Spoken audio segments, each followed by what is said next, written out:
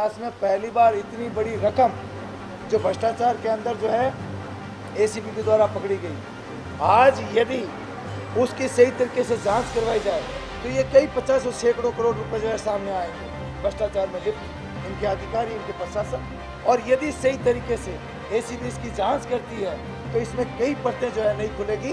राजस्थान के अंदर जिस प्रकार की कार्रवाई हुई है भ्रष्टाचार के विरुद्ध में, सरकार का मुहिम और उसके अंदर इतना महत्वपूर्ण कार्य हुआ है, उसकी सराहना की जाए उतना ही कम है। प्रशासन खुद ही नहीं चाहता है कि इन खनन माफियाओं पे कार्रवाई हो, क्योंकि ये खुद ही। इस बीच दर्शकों के कुछ ट्वीट्स हैं, उनका जिक्र करते हैं। विनय थानवी लिखते हैं, ये सवाल नहीं है, ये सच्चाई है। वैसे इस सवाल का दूसरा पहलू ये है कि यदि राजनीतिक इच्छा शक्ति होती तो क्या आरोपी पकड़े जाते। इसलिए राजनीति और राजनेता दोनों ही बेदाग छवि और पारदर्शी वाले होने चाहिए, लेकिन ऐसा संभव नहीं हो पाया है। विजय सोनी लिखते हैं, जब सब कुछ राजनेताओं के हाथ ही है तो आम आदमी के तो बस की बात नहीं रही। अधिकतर भ्रष्टाचार कुछ नेताओं के कारण फैला है। मयूर पारिक लिखते हैं, सरकार ब्यूरोक्रेसी को स्थिर बनाना चाहती है, जबकि ताबड़तोड़ फेरबदल ने उल्टा असर किया है। राजनेताओं के नाम इन मामलों में उजागर हुए हैं। प्रेमांशु चतुर्वेदी लिखते हैं, नेताओं को सब पता रहता है कि किस विभाग में भ्रष्टाचार चल रहा है, ऐसी कार्रवाइयां महज दिखावा है। राम किरोड़ीवाल लिखते हैं, जिनको 12 जनवरी को 121 खनन प्लांट की लेटर ऑफ इंटेंट जारी हुआ, LOI जारी हुआ, उसने अपने आप पता लग जाएगा कि किसका हाथ किस में है। ऐसा कोई काम नहीं जो बिना राजनेताओं की मिलीभगत के होता है। ऐसे में क्या 5 साल के या 10 साल के खनन पट्टों की जांच होनी चाहिए? गोविंद डोटासरा जी, आपसे ये सवाल है, आपकी क्या मांग है? आपको लगता है दोनों सरकार सामने आ जाएगी? 100% होनी चाहिए। एक अशोक गहलोत सरकार में क्या हुआ, राज्य सरकार में क्या हुआ? हाई कोर्ट के जस्टिस से आयोग बैठा करके जांच कराई जानी चाहिए। जो इन्होंने 1.5 साल में किया है, हमारे समय में 5 साल में हुआ है। दोनों की जांच करानी चाहिए और ये भी जांच कराई जानी चाहिए कि किस नेता की कहाँ क्या खान है, किस समय में लिए है, क्यों लिए, सारी चीज़ें आ जानी चाहिए। अब जनता ये चाहती है कि पारदर्शिता पूर्वक कार्य होना चाहिए और हम वादे भी यही करके आते हैं जब सत्ता में आते हैं कि हम भ्रष्टाचार मिटाएंगे, हम बिल्कुल पारदर्शी शासन देंगे, हम गरीब को ऊंचा उठाने का काम करेंगे। लेकिन होता क्या है जो आपके सबके सामने है। और इसमें तो जिस डेट को गजट नोटिफिकेशन भारत सरकार का हुआ उसमें 121 जो खाने हैं उसी का आप पता लगा लीजिए, उसी की जांच करा लीजिए। दूध का दूध और पानी का पानी। संदीप जी, क्या सरकार जांच कराने के लिए तैयार है? बिल्कुल निश्चित रूप से। ये जो भी आप 5 से 10 वर्ष वाला विषय बता रहे हैं और इसमें मेरा कहना है कि जांच होनी चाहिए और सरकार पूरी तरीके से इस बात क्योंकि कांग्रेस बीजेपी पे आरोप लगाती है, बीजेपी कांग्रेस पर आरोप लगाती है और जनता के सामने सच नहीं आता। असली भ्रष्टाचारी कौन है, कम से कम इस बात का खुलासा होगा, बीजेपी भी ताल ठोक कर कह सकेगी। बिल्कुल जांच होनी चाहिए और मैं बिल्कुल इस बात से सहमत हूं और सरकार भी हमारी इस बात से सहमत होगी। डोटासरा जी आपकी बात से सहमत नहीं है, दरअसल कराएंगे आप कह रहे हो। नहीं, ये तो आपके मुख्यमंत्री मानेंगे आपकी बात? नहीं, मुख्यमंत्री क्यों नहीं माने? बाकी ये मनाओ ना, जो है जिसको जरूरत है, जो करानी है तो वास्तव में करवाएंगे। नहीं, आप कराओ ना भाई, करवानी चाहिए जांच। इतना बड़ा मामला है गोवर्धन जी, इतना बड़ा मामला है, करवाएंगे जांच? नहीं, करवाएंगे क्यों नहीं? बाकी यूं लगता है कि वास्तव में होना चाहिए तो जांच होगी, क्यों नहीं होगी? तो कराओ ना, मुख्यमंत्री को कहोगे क्या आप? हाँ बिल्कुल कहेंगे। सरकार तो आप पॉजिटिव है, सरकार तो ऐसे है पॉजिटिव, क्योंकि सरकार ने एक साल पॉजिटिव होती तो मार्च में हमने मुद्दा उठाया था, उसी टाइम करते थे। मोदी जी का जिस प्रकार का लक्ष्य है और मोदी जी के लक्ष्य को हम मानिए, हमारे चाहे मुख्यमंत्री जी और राजस्थान सरकार की भारतीय जनता पार्टी की सरकार पूरी एकदम एक्टिव है और जब भी एक मामला जब भी हुआ है गोवर्धन जी और संदीप जी दोनों से आपसे यही सवाल है, 1000 पट्टे एक दिन में खनन के लिए अगर जारी हो जाते हैं, उसको लेकर कांग्रेस विधानसभा में सवाल खड़ा करती है। एक पूरा सत्र बीत जाता है, मानसून सत्र आ जाता है, कोई जांच नहीं, 6 महीने हो गए, उस दौरान कुछ नहीं हुआ, इसलिए सरकार की मंशा पर सवाल खड़ा हुआ। नहीं, सरकार की मंशा पर ऐसा कोई सवाल नहीं है, क्योंकि सरकार ने जो किया है वो जनता के हित को और सरकार के हित को ध्यान में रखते हुए किया है। और मैं आपको दावे से कह सकता हूं कि सरकार हमेशा पॉजिटिव होते ही काम किया है, क्योंकि ये पट्टे पहले जारी किए हुए थे तो पट्टों को तो देना ही है। आपसे बजरी खनन की भी बात करूंगा। टोंक के मसले से आप भली तरह से वाकिफ है, कोटा होते हुए जयपुर आना है, टोंक से गुजरना पड़ेगा। वो वहां भी अवैध खनन को लेकर बात हुई है, जिस तरह से बनास नदी को तबाह किया जा रहा है उसको लेकर बात हो रही है। सरकार की ओर से 2 RAC की कंपनियां वहां पर तैनात कर दी गई, खनन माफी जो है लीज धारक है उनकी सुरक्षा के लिए। लोग सवाल कर रहे हैं कि ऐसा क्यों हुआ? टोंक में जो हमारा वहां से बनास की रेत पूरे राजस्थान में सप्लाई की जाती है और उसकी आवश्यकता भी है, लेकिन उसका एक क्राइटेरिया होना चाहिए निश्चित रूप से। और हाईकोर्ट ने कहा 3 मीटर गहराई में खोदी है, वहां पर 10 मीटर की गहराई का पता नहीं है। ऐसा है नदी तो के पेटे में सड़कें बना दी गई है ठेकेदार की तरफ से। ऐसा है तो इसके लिए भी सवाल उठेगा, रोक लगनी चाहिए। विधानसभा में उठेगा संदीप जी, आपको लगता है बिल्कुल ओवरलोड गाड़ियां चलती है रास्तों पर, ठीक है लगाम कसी है, लेकिन उसका असर नहीं है, रास्ते टूटे मिलते हैं। आप भी आते हैं तो मुसीबत झेलते होंगे। बात जानकारी में आई है तो विधानसभा में भी इस बात को रखेंगे। सरकार नहीं, तो रखी हुई है। सरकार जांच कराओ आप। नहीं, और सरकार जांच कराएगी। इसमें सरकार आपको पता होना चाहिए कि सरकार ने आरएसी वहां इसलिए डाली है कि सरकार को लगा कि वहां अवैध खनन हो रहा है, तभी तो डाली है ना। शेखावटी की बात करूंगा, हमारी आपके तरफ से तो विधानसभा निश्चित क्षेत्र के आसपास की बात करूंगा गोवर्धन जी, वहां भी ऐसा ही होता है लगातार। नीम का थाना सबसे चर्चा का केंद्र रहा है।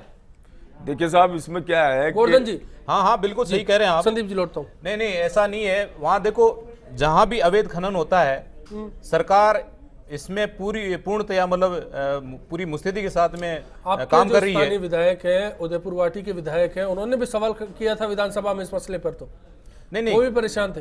नहीं, परेशान तो जो जहां गलत काम होता है वहां संदीप जी लिखो कुछ कह रहे थे आप, कॉलर के पास जाऊंगा फिर। ये इतनी पुरानी परिपाटी है अवैध खनन। इसमें हमने कई बार देखा कि जो ईमानदार अधिकारी तक है उनके मर्डर तक हुए, लेकिन सरकार ने जिस प्रकार से अपनी आरएसी लगा रखी है और पूरी तरीके से प्रयासरत है कि इस प्रकार का अवैध खनन ना हो, और इसके खिलाफ निश्चित रूप से चूंकि बड़ी कार्रवाई करके इस अवैध खनन को रोका जाएगा, ऐसा मैं समझता हूँ। और ऐसे ही माननीय गोवर्धन जी जो बात कह रहे हैं, तो ये बहुत पुरानी परिपाटी चली आ रही है अवैध खनन की, और इसके रोकथाम के लिए सरकार निरंतर प्रयास चलिए कर मैं रही इस है। पर चर्चा करूंगा। हरीश जी पीलीबंगा से हैं, हरीश जी बताएं। हाँ जी सर। जी क्या राय है आपकी आज के मसले पर? सर ये राय है कि अभी जो 15 अगस्त गई थी, माननीय प्रधानमंत्री महोदय ने कहा था कि केंद्र सरकार में एफएम आवंटन और कोयला आवंटन की नीलामी निकाली गई है कि डायरेक्ट किसी व्यक्ति या राजनेता खास व्यक्ति को किया जाएगा जब तक नीलामी नहीं होगी।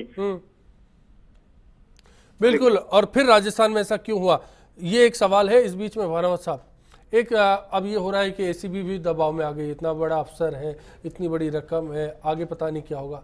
लगता है इन हालात में एसीबी पे दबाव है। देखिए, अधिकारियों पे जो आते हैं अधिकारी, चाहे प्रशासनिक सेवा का हो चाहे पुलिस सेवा का हो, अगर वो दबाव में आएगा तो उसको अपने काम के साथ वो न्याय नहीं कर रहा है। कोई भी विभाग का हो, उनका काम ही एक सच्चाई तक जाना। इस मसले में जांच कैसे आगे बढ़ेगी, क्या लगता है? जांच करने में क्या दिक्कत है? जांच के सब अनुभवी हैं, वछोया साहब भी इस तरह के विभाग में रहे हुए हैं। पुलिस अधिकारियों की विशेषज्ञता पे सवाल नहीं उठाया जाना चाहिए। उनके ऊपर दबाव आए भी सही मान लो, तो उन अधिकारियों को दबाव को सहन करने की क्षमता उनमें होनी चाहिए। सवाल ब्यूरोक्रेसी का भी, ब्यूरोक्रेसी में उन लोगों में भी हड़कंप है जो इस महकमे से जुड़े रहे हैं, आसपास जुड़े रहे हैं, उनको लगता है तार खुले तो हम भी पकड़े जाएंगे। देखिए अश्विनी जी, अगर हम बात कर रहे हैं यहाँ के लोगों को अच्छा शासन प्रदान करने की, तो उसकी पहली आवश्यकता तो यही है कि प्रत्येक व्यक्ति वो काम करे जो उसके उस कुर्सी से अपेक्षित है, चाहे वो जनप्रतिनिधि हो, चाहे वो अधिकारी हो, चाहे दूसरे कोई व्यक्ति हो। अगर उनका काम सच्चाई पता लगाना चाहिए। अगर नहीं होता है तो ये दुर्भाग्य होगा। अगर सच्चाई का पता लगाने में किसी प्रकार की रुकावटें उत्पन्न की जाती हैं तो ये एक राज्य का दुर्भाग्य होगा, यहाँ के लोगों का दुर्भाग्य होगा। लेकिन मैं ऐसा मान के चल सकता हूँ, हमें विश्वास कर सकते हैं, आशा कर सकते हैं कि इसमें बिना किसी प्रकार के दबाव के, बिना किसी प्रकार का दबाव को लागू होने दिए, और अगर व्यक्ति अपना काम कर सकता है। और मेरा अपना व्यक्तिगत अनुभव और मान्यता मेरी ये है कि अगर अधिकारी चाहें तो किसी भी प्रकार के सही काम को अंजाम तक पहुंचा सकते हैं। अगर नहीं कर रहे हैं तो उनका अपना भी स्वार्थ कहीं आड़े आता होगा। अधिकारियों की या तो क्या होता है कई बार के जो अपना चाहते हैं इस जगह पदस्थापन रहे, उस जगह पदस्थापन रहे, उस जगह रहे, केवल ये लालच को छोड़ दें तो कहीं कोई दिक्कत नहीं किसी तरह की। महावीर जी सुमेरपुर से जुड़े हैं हमारे साथ, बताइए महावीर जी आप क्या कहेंगे? महावीर जी। अश्विन जी, मैं बात पूछना चाहता हूँ इन सब महानुभावों से जी कि ये जो इस बड़ी चर्चा कर रहे हैं, इसमें आईएएस भी बैठे हैं, दोनों पार्टियों के महान पदाधिकारी विधायक भी बैठे हैं, दोनों ये सब जानते हैं खनन माफिया कैसे चलता है, कैसे नहीं चलता है, खनन माफियाओं का क्या क्या लेन देन, दोनों भाजपा और कांग्रेस से सांठगांठ कैसी है सब जानते हैं। ये डीजीपी साहब भी बैठे हैं, ये भी जानते होंगे कि पुलिस का क्या रवैया रहता है, खनन माफियाओं के बारे में कानून कितने कमजोर बने हुए हैं, फिर भी ये खाली मूक दर्शक बन के बैठे हैं, आपस में चर्चाएं कर रहे हैं। और एक लिपापोती वाला लिपापोती क्यों हो रही है? सवाल यही है कि क्या एसीबी आगे लिपापोती कर देगी, निष्पक्षता रह पाएगी? रचोया साहब देखिए, जहाँ तक एसीबी का ताल्लुकात है, एसीबी ने अरेस्ट कर लिया, अब उसको पेश करना ही पड़ेगा, चालान पेश करना ही पड़ेगा अदालत में, नहीं तो जो है कोई भी मुल्जिम अपनी मानहानि का मुकदमा अदालत में पेश कर देगा